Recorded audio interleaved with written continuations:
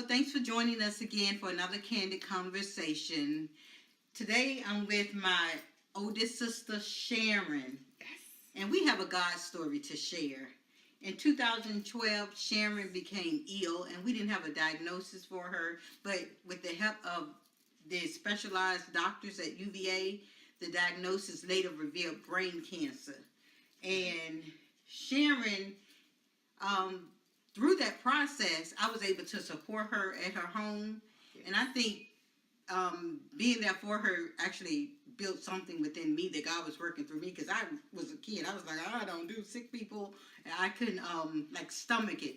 But the strength of whatever, the resilience that God has given me has helped me with being a caretaker for my mother now. Now, Sharon, can you tell us something about that experience that you can recall? I recall being or feeling very sick and confused because I couldn't understand what was going on. My doctors couldn't figure it out either. So finally, one day, I told him something and he figured something out behind what I said and came up with the fact that I had B-cell lymphoma, which is, if you're aware of it or unaware of it, it's a deadly disease. I'm going to tell you, it can be deadly. But through our faith and through the family support and others that she may not even be aware that supported her during this time. I know one lady from Georgia, Brenda Fisher, she was one who checked on her constantly, and somebody else who brought lots of whatever juices you need, John Fox. Yes. So many that just stepped in right in the moment, and we just want to just praise God today for his healing power. Yes. And it is noted and documented right on her arm here, where she has this grand tattoo. You can explain that. The survivor. It's the colors for the cancer that I had, and the little butterfly, and it has survivor. So I am a survivor. And that was a significant time in our family life because Sharon, she had just graduated from Virginia Commonwealth University, was a hairdresser, working, and all of that came to a halt. So we had to make many life decisions. Yes. But with her being the eldest, and most times we found her unconscious, and as of now, she will let you know she is the eldest of the family. So it's no question about it. But being able to care for her during that time was really tremendously an honor for me and our family. Healing even came forth in forgiveness through us, her siblings, during that time. Now, out of that healing, something else took place. One day I came in here, and she was sitting on the couch, and she had some little threads of yarn and needles, and she said that she had learned how to crochet again.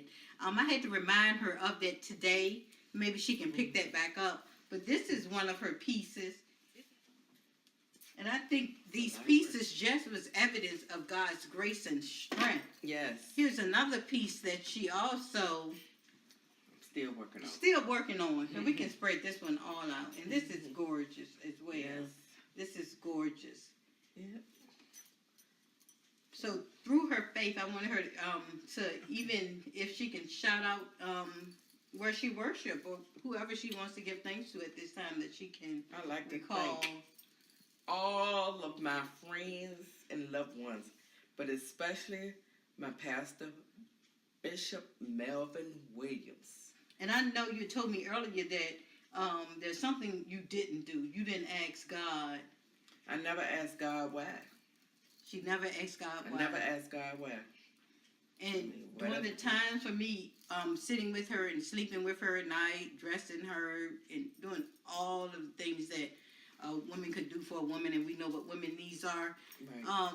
One thing that really, I think, settled with her, and she did not know, was every time I would come here, like 4 a.m. in the morning, then 9 o'clock, I would give her these long shots for her treatments when she was going through chemo.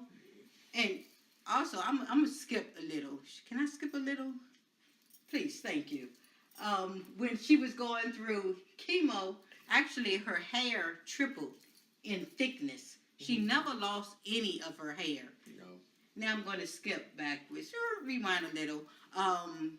She always wanted me to play Aretha Franklin and Patti LaBelle.